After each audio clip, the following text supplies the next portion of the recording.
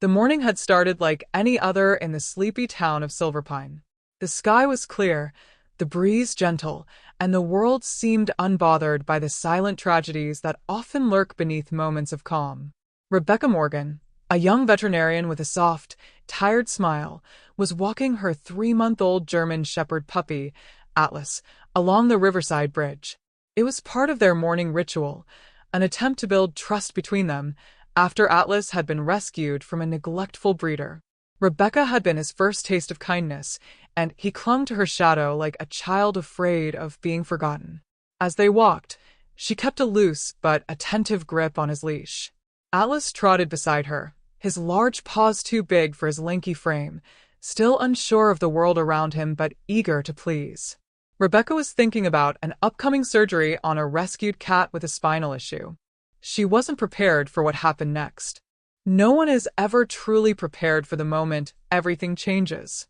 The cyclist came out of nowhere, fast, aggressive, his earbuds in, head down, completely disconnected from the shared space around him. He didn't see Atlas, not until he was almost on top of him. The screech of tires, the panic shout, everything blurred. Rebecca yanked the leash instinctively, but the metal clasp had loosened days ago, something she had meant to fix but kept forgetting. It gave way with a sickening snap. Atlas jerked sideways, startled, backing away from the approaching threat. His paws slid across the worn concrete of the bridge walkway. And then nothing. Silence. He slipped through a narrow, rusted gap in the railing that had been broken for years and never repaired. Rebecca saw it all in slow motion, the way his body twisted in the air, the sun catching his fur, the look of sheer, uncomprehending fear in his eyes. She ran to the edge, heart in her throat, barely able to breathe.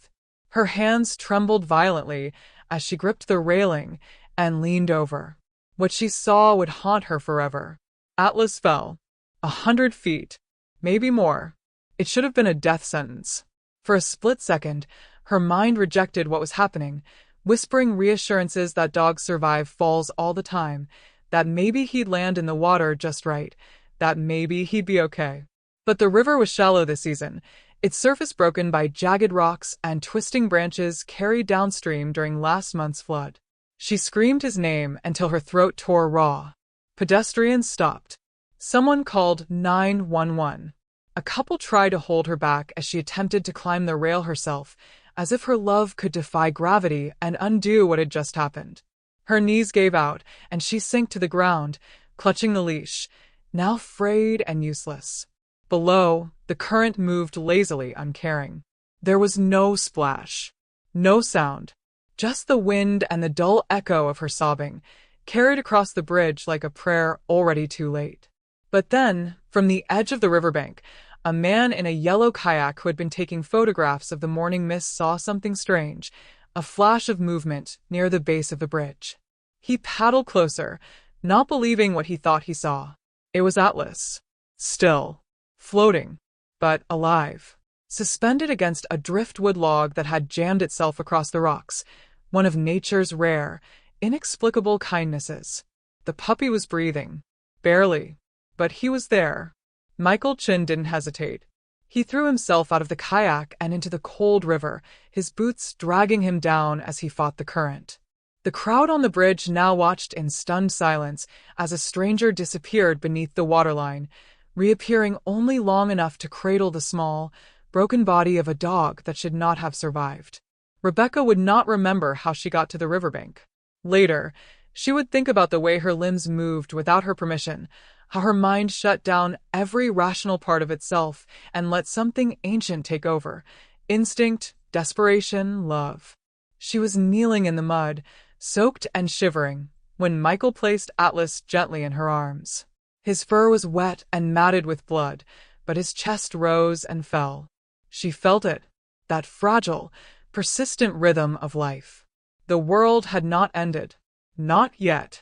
But something had changed, fundamentally, irreversibly. In Atlas.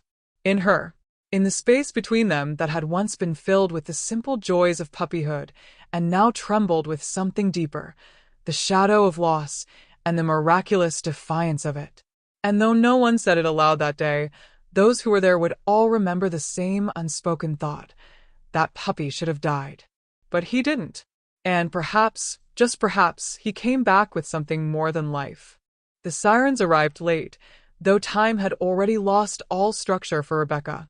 The world moved in fragments now: staccato flashes of strangers' voices, the crunch of boots on gravel, the sterile questions from paramedics who didn't know how to speak to someone whose soul had just been flayed open. She answered what she could, her fingers still locked around Atlas's body as if her grip alone might keep his spirit tethered. Michael Chin, the man who had pulled Atlas from the water, stood nearby, soaked to the bone and silent. He didn't offer comfort. He didn't need to. His presence alone, steady, rooted, wordless, felt like a bridge across her unraveling. At some point, one of the responders asked if he was family. He looked at Rebecca, met her gaze with quiet understanding, then simply said, "I am now." And in that moment, it felt true. The paramedics tried to take Atlas from her, but she wouldn't let go. Not at first. She'd never seen so much blood on fur. His right leg dangled at an unnatural angle, ribs poking beneath the thin membrane of his belly, one eye swollen shut, his breathing a wet rattle. They told her he needed oxygen, stabilization, transport. She nodded but didn't move. Then she whispered, "I'm a vet. Please let me ride with him." They agreed. She cradled him through the entire ride, humming under her breath, not for Atlas, but for herself. It was a lullaby her mother used to sing when she was small and the nights were too heavy with silence. The melody grounded her. So did the shallow rise and fall beneath her palms. Atlas was still here. The Animal Trauma Center felt nothing like her own small-town clinic. It was chaos wrapped in clinical efficiency: metal tables, bright lights, the sharp scent of antiseptics, and the rhythmic beeping of machines monitoring lives in limbo. They rushed Atlas into surgery without delay. A broken femur, a shattered scapula, internal bleeding, and worst of all, a ruptured lung. Rebecca stood behind the glass partition, unable to assist, reduced to the role of helpless bystander in the life she had vowed to protect. A nurse placed a hand on her shoulder, but she barely felt it. Her mind kept returning to the moment his leash snapped. The exact sound. The expression on his face. Guilt is a predator. It stalks quietly, waits for a wound, then tears into you without warning. Michael found her an hour later in the hallway, sitting with her back against the wall, still in her wet clothes. She hadn't even realized she was crying. He sat beside her, the silence between them filled with the quiet resonance of shared experience.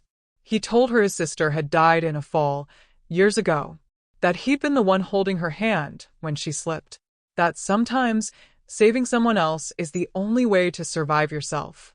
Rebecca listened, not with words but with presence. There was something about Michael, his steadiness, the absence of performative sympathy, that anchored her. The surgery lasted 4 hours. The lead surgeon came out, peeling off bloodied gloves, and told them that Atlas had made it. Barely. That he had survived injuries that would have killed most adult dogs. That he had a long, brutal recovery ahead and there were no guarantees about mobility, about brain function, about pain. Rebecca simply nodded, numb. It didn't matter. He was alive. That was enough. They let her sit beside him in recovery. He was hooked up to machines, his body swaddled in bandages and warm pads. His eyelids fluttered once. She reached out and touched his paw, gently, carefully. His tail twitched, barely a movement. But it was there. A signal. She broke down then, fully, in the silence of that sterile room, her sobs muffled by the white noise of monitors. It wasn't just relief. It was grief. For the innocence lost, for the fear, for the knowledge that some fractures don't ever fully heal. Atlas became something else in that moment. Not just a puppy, not just a companion, but a survivor. A symbol. A heartbeat in a world that tried so hard to crush anything soft. Michael visited every day.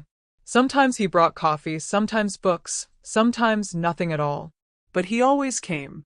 He and Rebecca began to speak in the hours that stretched between meds and physical therapy. Their stories unraveled slowly, like threads pulled from weathered fabric. He was a war photographer turned kayaker. She was a runaway turned healer. They had both loved and lost too much. And now they found themselves orbiting the same broken dog like planets caught in the same improbable gravity. Atlas began to heal, inch by inch, whimper by whimper, his spirit refusing to surrender. Physical therapy started after 2 weeks. Rebecca was there for every session, coaxing him through pain, her voice steady even when her hands shook. He leaned into her touch, trusting her, even when it hurt, especially when it hurt. They became a unit, the three of them, and slowly, a new shape of life began to form around the wreckage of the old one. Not a return to normal, because some events redraw the map forever, but something new, something built not in spite of the fall, but because of it. And through it all, the question lingered like a faint echo in Rebecca's mind. Why had he survived? She didn't have an answer, but she was beginning to understand that sometimes the miracle isn't in the rescue. It's in what recovery was never linear. It was a jagged road, long and unforgiving, filled with invisible traps that tested both body and spirit. Atlas lay in a custom-built orthopedic bed, one side of his body shaved and stitched, the other wrapped in gauze and tension. Tubes threaded through his fragile form like roots trying to find soil, feeding him, medicating him, breathing for him when he couldn't. Rebecca stayed by his side every night, curled up in an uncomfortable recliner, refusing to let him wake alone in a world that had betrayed him once already. The first time he opened both eyes was on a Sunday morning. Sunlight filtered weakly through the blinds of the recovery suite. He blinked at her, slow and unsure, and for a moment, just a breath, Rebecca saw something like fear behind those eyes. Not fear of pain, fear of abandonment. She leaned in close, pressing her forehead to his and whispered, "I'm here, baby. I'm not going anywhere." It wasn't just a promise to him. It was a promise to herself. To never run again. To face things. Physical therapy began on the 12th day. Rebecca had always believed in touch, in the healing power of connection. The vet techs were kind, but it had to be her. She was the one who encouraged Atlas to try, even when he whimpered in pain, even when his legs gave out like wet paper. She learned to read every twitch of his ears, every glance of his eyes, every soft growl of frustration. Pain was a language, and they were learning to speak it together. He refused to eat it first, turned away from every bowl, even when laced with warm broth. Until one evening, when Michael came by with something wrapped in a paper bag, a homemade mix of boiled chicken, pumpkin, and a touch of honey. Rebecca raised an eyebrow at the combination, but Atlas took one sniff, then devoured it with trembling jaws. It was the first moment of joy in what felt like years. Rebecca laughed, the sound rusty and unexpected, and Michael just smiled and said, "Sometimes comfort doesn't follow logic." They started measuring progress in inches. The day Atlas sat up for the first time without assistance. The first time he made it halfway across the room on his own. The way his tail wagged, just a little, when Rebecca entered the room. Each victory felt like a miracle. Each setback like a betrayal. There were nights he cried in his sleep, legs twitching, caught in nightmares she could never see. She'd sit by him then, hand resting lightly on his chest, murmuring nonsense until the tremors stopped. As his body healed, so did something else, something deeper, more fragile. There was a shift in his eyes, a return of trust. Not the blind, exuberant affection of a puppy, but something wiser. Hardened by pain, softened by love. Rebecca felt it too. She found herself taking deeper breaths, smiling more. The tension in her shoulders, the constant ache in her spine, it all began to loosen. For years, she'd carried the weight of past failures, silent regrets, and the fear of letting anyone, or anything, depend on her. But Atlas depended on her, utterly. And it didn't destroy her. It made her stronger. Michael kept coming. He brought more than just food. He brought stories, memories, laughter. She found herself waiting for him in the late afternoons, her eyes darting to the door even when she pretended not to care. He never pushed. He never asked questions she wasn't ready to answer. But he was there. Constant. And Rebecca began to realize she hadn't just rescued a dog. She'd been rescued too. 3 weeks after the fall, Atlas took his first full steps outside. His gait was uneven, one leg still dragging slightly, but he moved with determination. Rebecca knelt a few feet ahead, arms open, calling him softly. He limped toward her, slow and steady, his eyes never leaving hers. When he reached her, he didn't stop. He collapsed into her lap, breathing heavily, tail thumping once. Just once. But enough. She cried again that day. Not out of fear. Not out of grief. But because she had witnessed something rare and sacred. The choice to keep living. To keep trying. That kind of will wasn't taught. It wasn't conditioned. It came from somewhere deep and primal, a place that defied pain and statistics and reason. Atlas had chosen to fight. And with every step, he reminded her she could too. The clinic eventually allowed them to take him home under strict guidelines. Rebecca converted her living room into a recovery zone. Mats on the floor, barriers for stairs, a small bell by the door that Atlas learned to tap when he needed help. He was still weak, still in danger of relapse. But he was home, and the air smelled of lavender and soup, and the windows opened to trees instead of fluorescent lights. Michael carried him inside that first night, careful not to jostle his healing ribs. Rebecca watched them from the doorway, something in her chest aching with a tenderness she hadn't allowed herself to feel in years. When he set Atlas down on the padded floor, the puppy turned in a slow circle and lay down with a sigh, like he remembered this place from a dream he thought he'd lost. That night, Rebecca lay on the floor beside him. She didn't sleep much. But when she did, she dreamed of rivers that didn't break bones, bridges that held, and dogs that flew. And when she woke, Atlas was watching her, eyes soft and full of something she could only call gratitude. It was then that she finally believed it. At first, Rebecca thought it was just her imagination, an overactive mind twisted by exhaustion and emotion. She had barely slept since bringing Atlas home. Between managing his medication, logging his meals, adjusting the heat pads, and soothing his night tremors, she existed in a fog of ritualized caregiving. But even through the haze, something began to gnaw at her, the sense that he was watching her differently. Not just with affection, or the wary loyalty of a rescued animal. This was something else. More precise. More intentional. The first incident was so small it might have gone unnoticed. Rebecca had misplaced her phone. Nothing new in the chaos of her cluttered house. She muttered to herself while checking under cushions behind the armrest, even in the fridge. Then, just as frustration hit its boiling point, Atlas stood up on shaky legs, crossed the room with deliberate focus, and nosed a blanket aside to reveal her phone nestled underneath. She blinked. "How did you?" He just sat, tail gently tapping the floor, as if to say, "I heard you." It happened again 2 days later. Rebecca was in the bathroom, hand pressed to her temple, trying to remember where she'd stored a specific vial of wound spray. The thought hadn't even left her mouth this time. She had only thought it. Seconds later, she heard the soft scrape of paws against cabinet wood. She rushed out to find Atlas seated beside the first aid kit, the spray bottle resting between his front legs. Her skin prickled cold. A coincidence?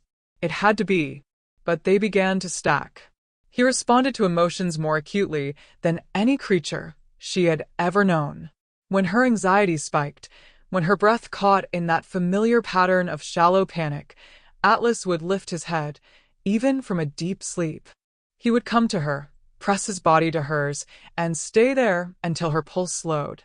Sometimes, he would simply look at her, long and deep, as though trying to will her thoughts into stillness. It wasn't just empathy. It was connection. Rebecca began testing it, carefully, like someone afraid of breaking a sacred rule.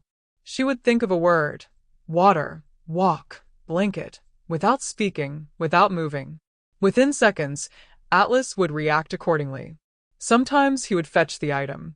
Sometimes he'd stare at the door. Sometimes he would simply rise, circle once, and lie down with a soft huff, as if telling her, "I heard you, but not now." Then came the dreams. They started as flashes, half-formed images in her sleep, strange but vivid.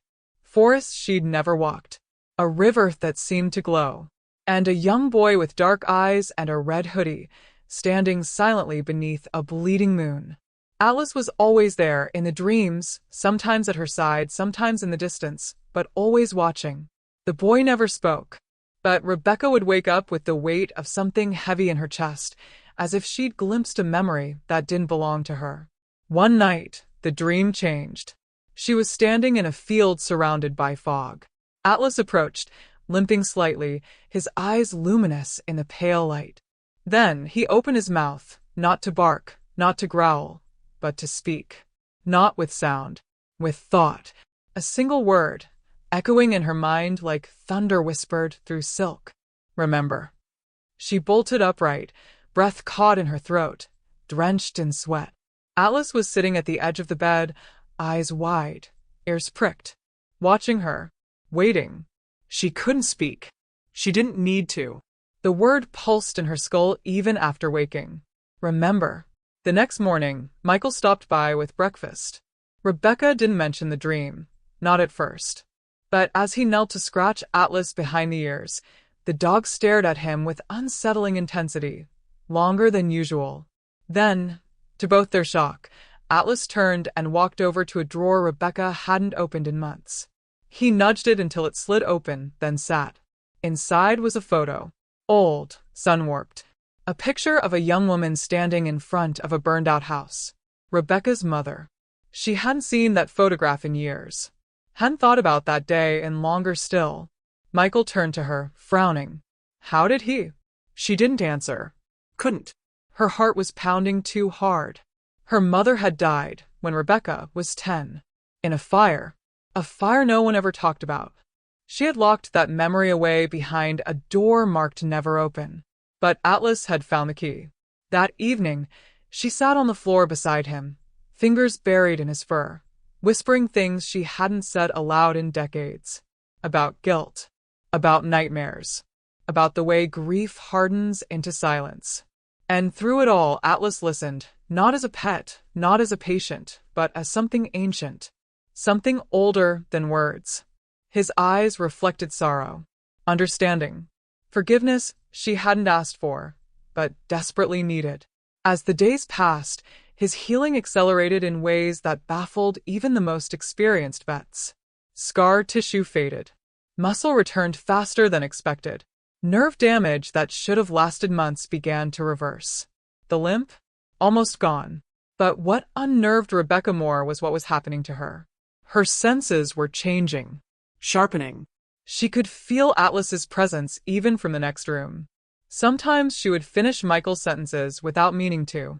Once, she knew the exact moment her friend's mother passed away, despite being 100 miles apart. She didn't know what to call it. Psychic bleed? Empathic resonance? A bond forged in trauma and sealed in something unearthly? All she knew was that Atlas was no longer just a dog, and she was no longer just the woman who saved him. Something was awakening inside them both. And it had only just begun. The first time it happened in front of someone else, Rebecca thought she was losing her mind. It was a Tuesday morning, soft rain tapping against the windows like a quiet metronome of memory. She had invited her neighbor, Elise, over for coffee, a small ritual of normalcy she clung to. They sat in the kitchen, mugs in hand, talking about unimportant things, garden pests, local council delays, and the declining state of the town library. Atlas lay beside the back door, seemingly asleep, until Elise mentioned, offhandedly, that her brother had been missing for nearly a week. Her voice cracked, only slightly, but Rebecca felt it like a tremor through the floorboards.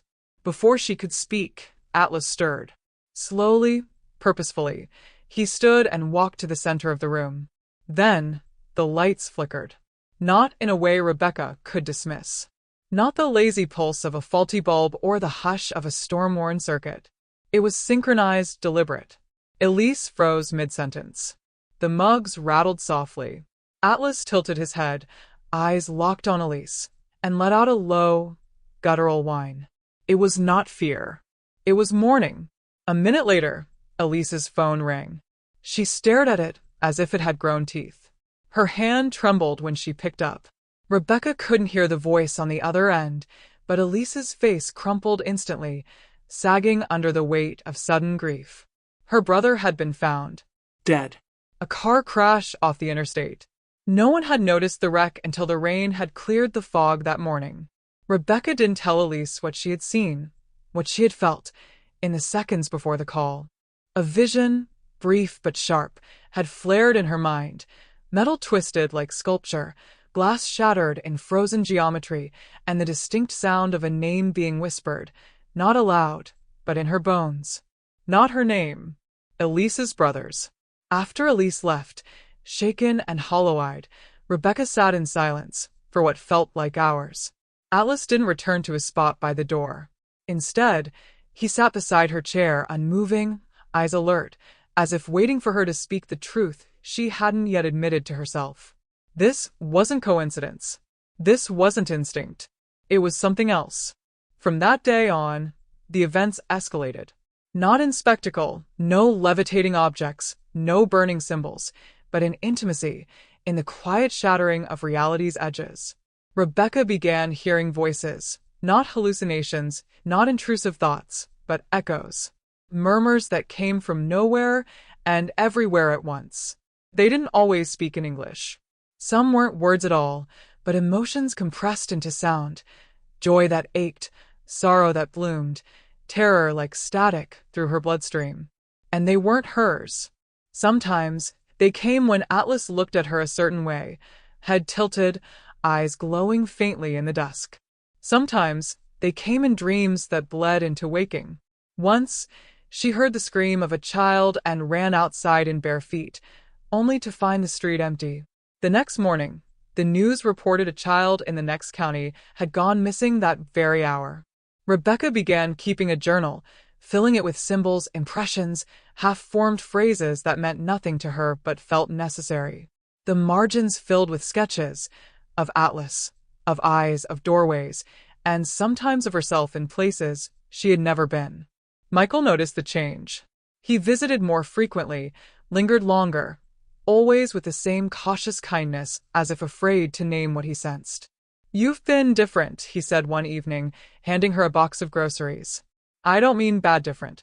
Just off-grid different. Like you're here, but listening to something I can't hear." Rebecca didn't deny it. She couldn't. Instead, she finally showed him one of her dreams, described it in detail. A place that didn't exist on any map, where the sky shimmered like molten glass and trees pulsed like they were breathing. A place where Atlas walked upright, speaking in riddles. Michael, to her surprise, didn't laugh. He went pale, then quietly left and returned with something wrapped in an old handkerchief. A pendant, black stone in a metal cage, warm to the touch. "My grandmother said it was for protection," he murmured, "against things that don't knock when they come." That night, Rebecca dreamt of his grandmother, clear as day. The woman stood at the foot of her bed, face shrouded in shadow, holding a candle that didn't burn down. She said nothing, but when Rebecca woke, the pendant on her nightstand was vibrating softly, as if it had remembered being touched. Even the house seemed to be changing. Doors opened on their own. Not dramatically, just enough to be unsettling. Mirrors occasionally fogged without reason. Atlas sometimes growled at corners where nothing stood. Rebecca had long stopped denying the presence of something unseen. She felt watched, but not malevolently. It was as if the house had become porous, like something else was bleeding through. Then came the night of the blackout. The town lost power during a sudden thunderstorm. Rebecca lit candles, calmed Atlas, and curled up on the couch. The rain hammered the roof like it was trying to deliver a message. Then, in the center of the living room, a figure appeared, not solid, not fully formed, but undeniably there. A boy. Thin, translucent, flickering like old film. The same boy from her dreams. He pointed at Atlas, then at her, then vanished. Rebecca didn't scream. She couldn't. Instead, she whispered, "Who are you?" And for the first time, she heard a voice answer, not outside but inside her own head. "You already know." Her breath caught, because part of her did. It wasn't over. It was only deepening.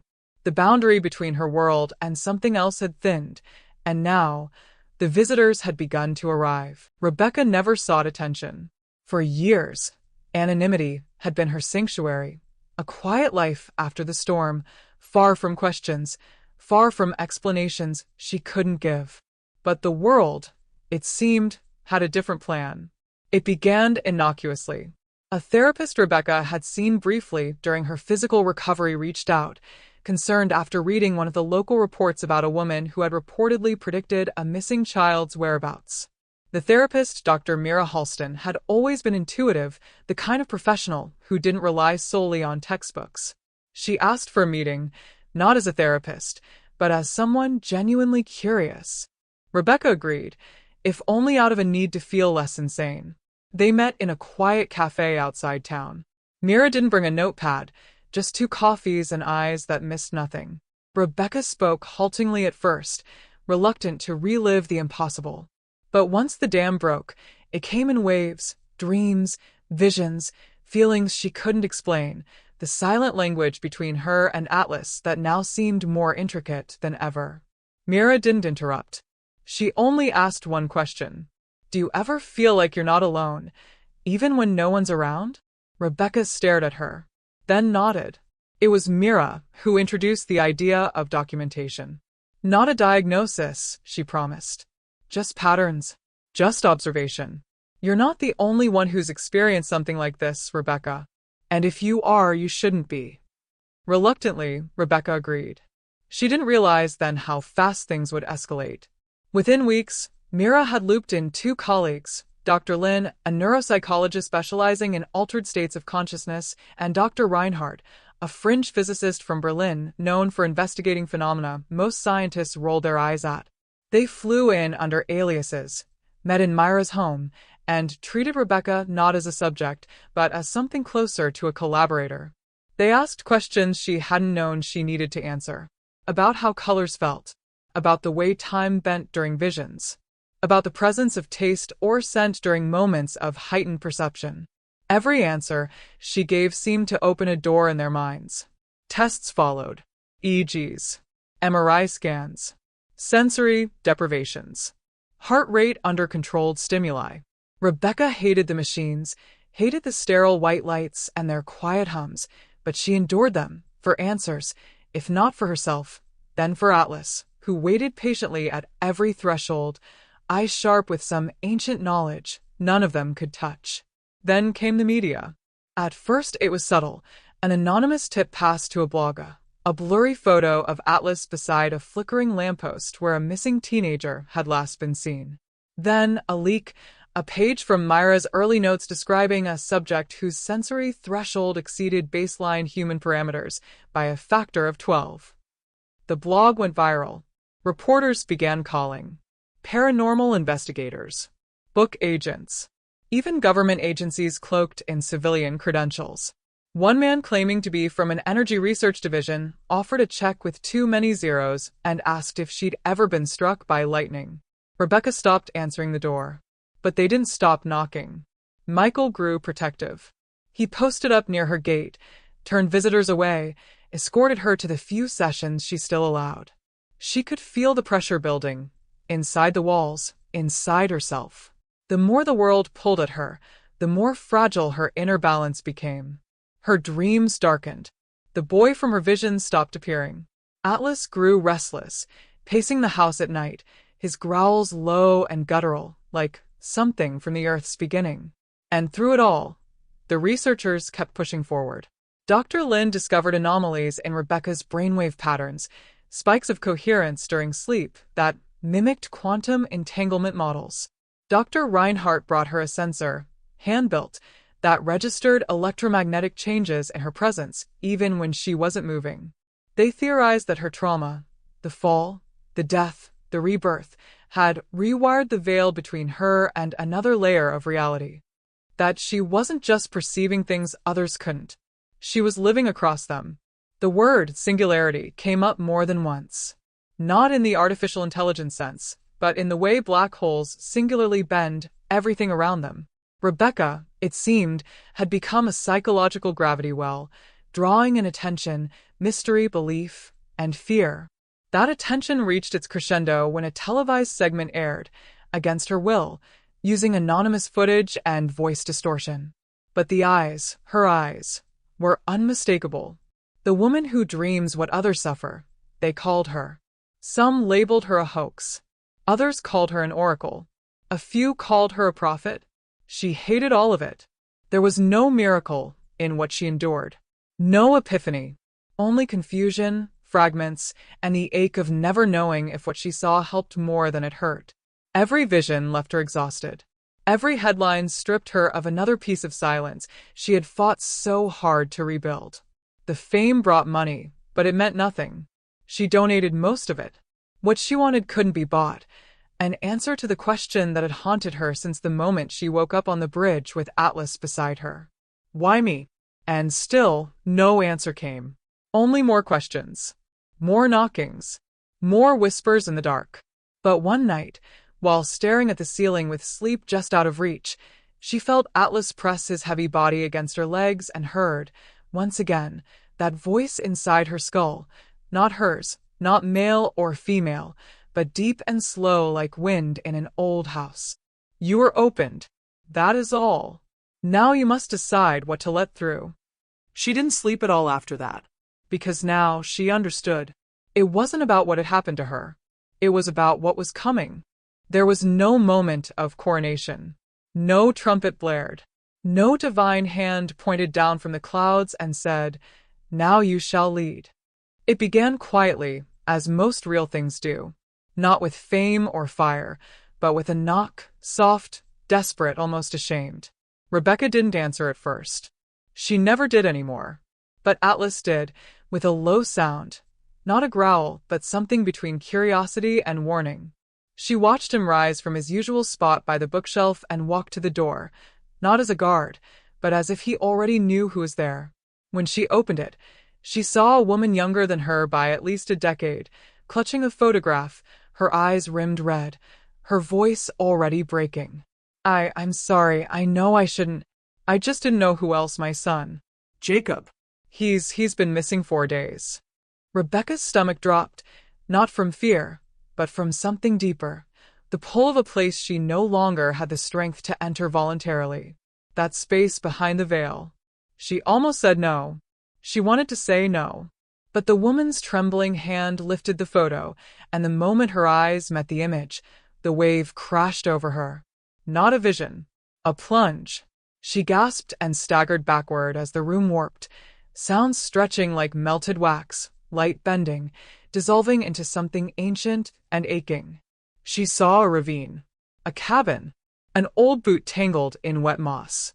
A boy. Cold. Breathing but fading. Time was fluid in that space. He had hours, maybe less. Atlas whined beside her.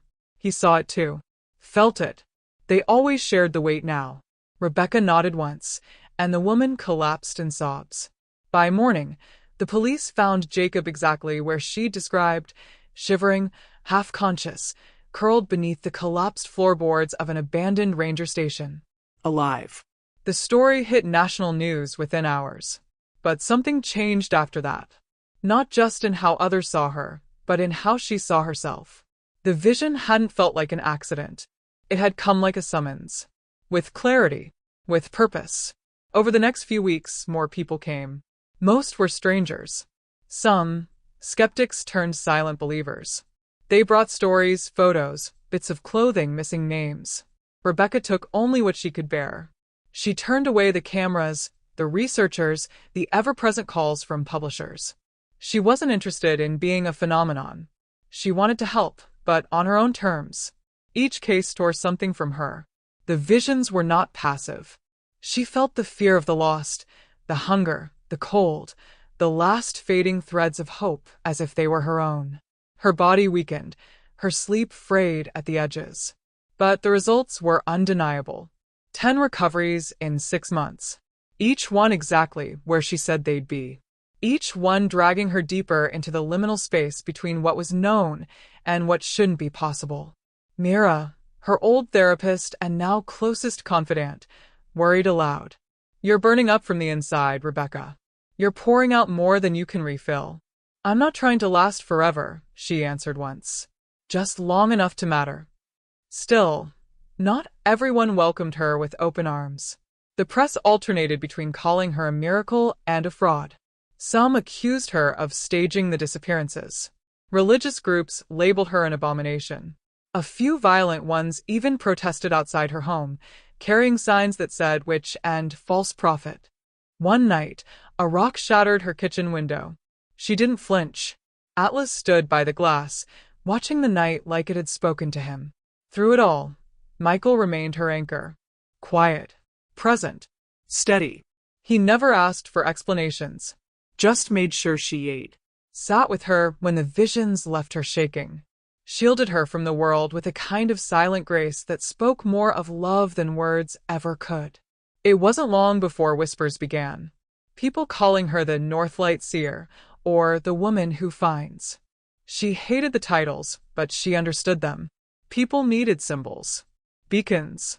Even if she didn't ask to be one.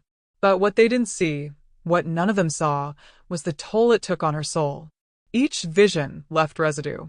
The coldness of death when she was too late. The scream of a girl buried beneath leaves that no one else could hear. The lives she couldn't save haunted her as much as the ones she could.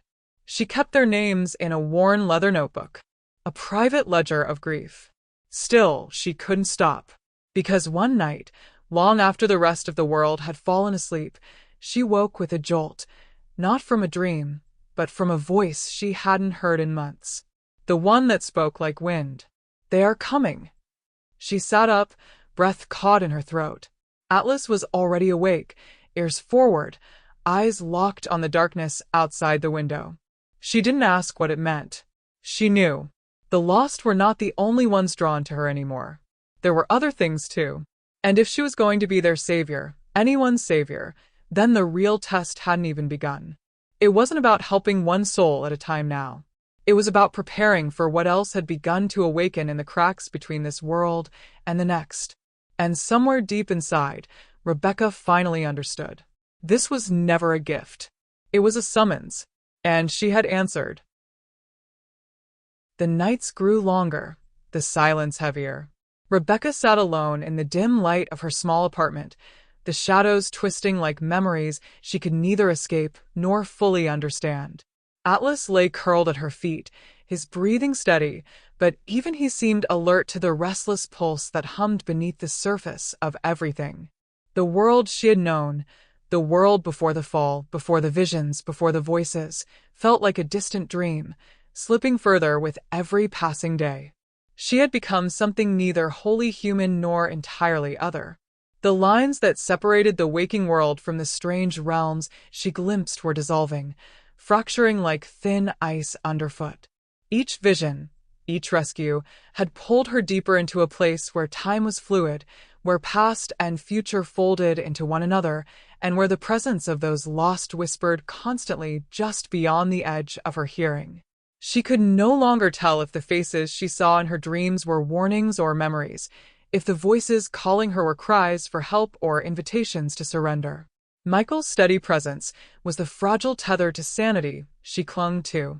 His quiet strength was a balm to the chaos swirling inside her, but even he could not shield her from the relentless erosion of self. The researcher's theories, once a source of hope, now seemed like distant echoes of a reality she no longer fit into. She was no longer just a woman who had survived a fall. She was a conduit, a threshold between worlds that few understood and fewer dared to approach. The weight of what she had become pressed upon her with every heartbeat. She wondered if the power she wielded was a blessing or a curse, a beacon of salvation or a harbinger of deeper darkness yet to come. The question that had haunted her since waking on that bridge remained unanswered. Why her? Why had she been chosen, or perhaps, why had she been marked? And as the nights grew colder and the veil between worlds thinned, she understood that the story was far from over. The summons she had answered was only the beginning of a journey with no clear end. There were forces gathering beyond the edges of perception, shifting in the shadows, waiting for the moment when the divide would finally break.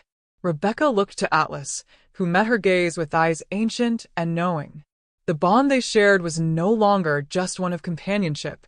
It was a shared fate, a pact forged in the liminal space between light and dark. Together, they faced an uncertain path, one that demanded courage beyond what either had imagined. In that quiet moment, with the weight of worlds pressing close, Rebecca felt the stirrings of resolve. The answers might never come, the path might never be clear, but she would walk it anyway. Because in the silence between the voices, in the fractures of reality, she had found something that transcended fear, a purpose. The future was unwritten, a fragile thread stretched taut across the abyss. And though the darkness whispered promises of oblivion, Rebecca knew she was ready to confront whatever lay beyond the veil. The story was open-ended, unfinished, a delicate balance of hope and dread, light and shadow. It was a beginning and an ending, a question without an answer. And in that uncertainty, she would find her strength. For now, she waited, listened, prepared, because the next chapter was coming, and it would demand everything